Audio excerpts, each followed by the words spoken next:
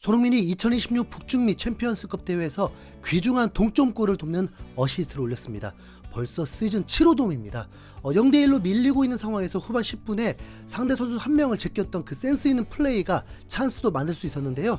아쉽게도 골은 없었고 홈에서 무승부로 마무리한 게 아쉽지만 그래도 오늘의 손흥민 소식 전해드리도록 하겠습니다. 손흥민의 올 시즌 목표들을 기억하고 계시죠? 미국을 선택한 이유들이 올 시즌에 다 몰려 있습니다. 최강팀, 우승하는 팀에서 뛰는 것과 월드컵에서 8강 이상을 목표로 하는 것입니다. 2026년에 그 목표들이 가장 먼저 결정되는 것이 북중미 챔피언스컵이고 그 다음이 월드컵, 그 다음이 리그스컵, US 오픈컵, 그리고 마지막이 리그와 MLS컵입니다. 자, 월드컵은 멕시코, 유럽팀을 넘고 조 1위를 한다면 정말 기대 이상의 성적도 꿈이 아니게 되고, 손흥민의 LAFC는 2026 파워랭킹에서 1위를 계속 유지하고 있고, 벤치 멤버가 가동됐었던 1실점 외에 4경기에서 무실점, 3경기 연속 무실점, 리그에서 모두 무실점을 기록할 정도로 강팀이라는 게 증명이 되면서 손흥민이 목표하는 것들이 순항 중이라고 볼 수 있습니다. 앞서 언급했듯이 손흥민의 우승 목표가 가장 빨리 결정되는 것이 바로 북중미 챔피언스컵입니다. 미국, 멕시코, 캐나다, 온두라스, 코스타리카 등 북중미 프로축구 팀들 중에 상위 레벨 팀들과의 토너먼트를 통해서 우승이 결정됩니다. 북중미에서 상금도 가장 큰 대회입니다. 이 대회의 결승전이 5월 31일에 열리게 됩니다. 손흥민은 이 대회에서 우승을 하려면 앞으로 5경기에서 승부가 나야 합니다. 이제 코스타리카의 알라우엘렌세라는 팀과 경기가 열리게 됩니다.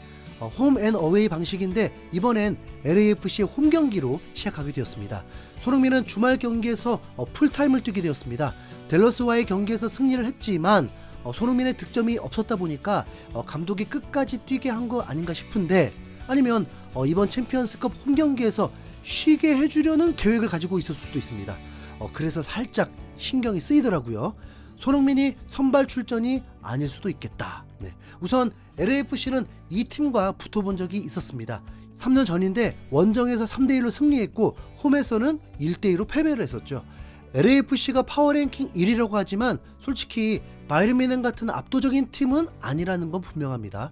미드필더가 약하다 보니까 예리한 패스가 없고 상대팀은 내려앉아서 손흥민 부안가만 막으면 경기를 막상 막하로 끌고 갈 수 있다 보니까 LAFC가 무조건 이길 거라는 기대감이 들진 않습니다. 최근 2경기만 봐도 정말 숨이 막혔거든요. 대한민국이 홈에서 팔레스타인에게 고전했던 그때보다 더 심한 느낌이었습니다. 손흥민도 덩달아서 득점이 5경기에서 페널티킥골 하나밖에 없는 상황입니다.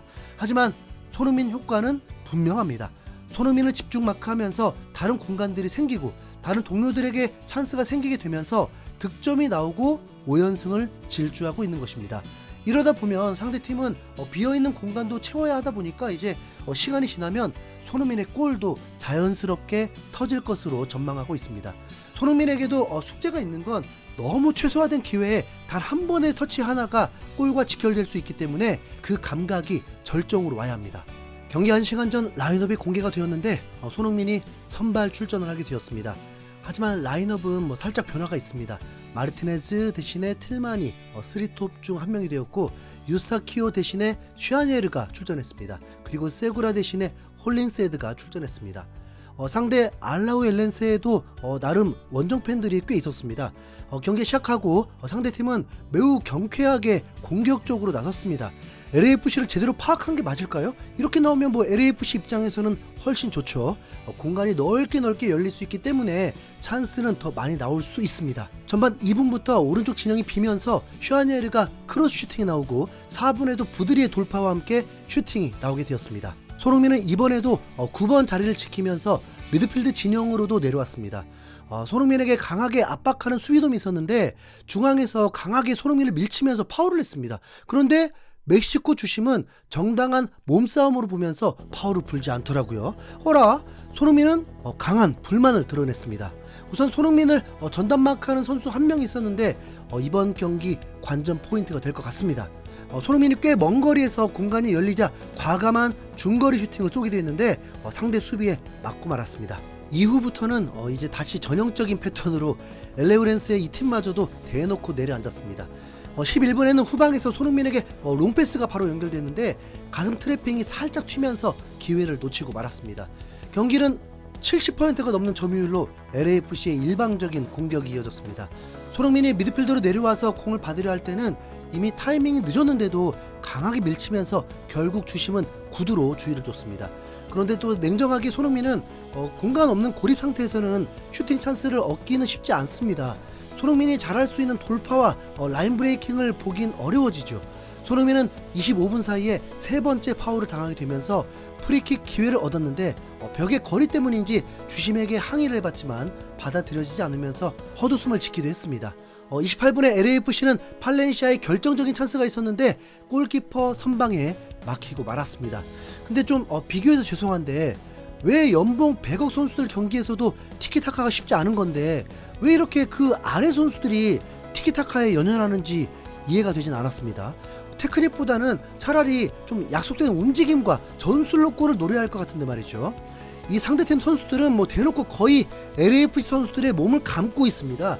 이런 걸 멕시코 주심이 그냥 관대하게 둔다는 건 멕시코 리그가 얼마나 지저분한 리그일지, 왜 챔피언스컵 우승이 멕시코 팀들인 건지 좀 감이 잡혔습니다. 이게 북중미 스타일인 걸 어떻게 하겠어요. LAFC는 슈팅을 12개를 때리고 5개의 유효 슈팅이 있었지만 오히려 먼저 실점을 합니다. 알라우 엘렌스의 문전 크로스에 세컨볼이 흘렀는데 이걸 다이렉트 슈팅한 것이 그대로 빨려 들어갔습니다. 전반을 0대1로 밀려버린 LAFC. 너무 허무한 순간이었습니다. 후반이 시작되었습니다. 점점 손흥민이 9번 공격수로 박혀있는 걸 보는 것 자체가 스트레스가 올라왔습니다. 골이 나올 기미가 보이지 않았으니까요. 무조건 좀 전진 중에 좀 키패스가 나와야 상대를 흔들 수 있는 건데 후반 10분 그 장면이 드디어 나왔습니다. 그리고 손흥민의 발끝에서 골까지 나오게 되었습니다. 박스 바로 바깥쪽에서 손흥민이 한 명을 제끼면서 공간이 비어 있었고 왼쪽으로 패스를 찔러줬는데 여기서 신의 한 수가 있었습니다. 부드리가 그 볼을 받지 않고 흘리면서 홀로 있는 부안가에게 찬스가 온 겁니다. 부안가는 슈팅 스텝까지 제대로 리듬이 맞으면서 깔끔한 슈팅으로 동점을 만들었습니다. 아니, 손흥민에게 이렇게 공간만 생기면 기회를 만들든 해결을 하든 된다니까요. 손흥민은 이후에 두 차례의 슈팅이 또 있었습니다.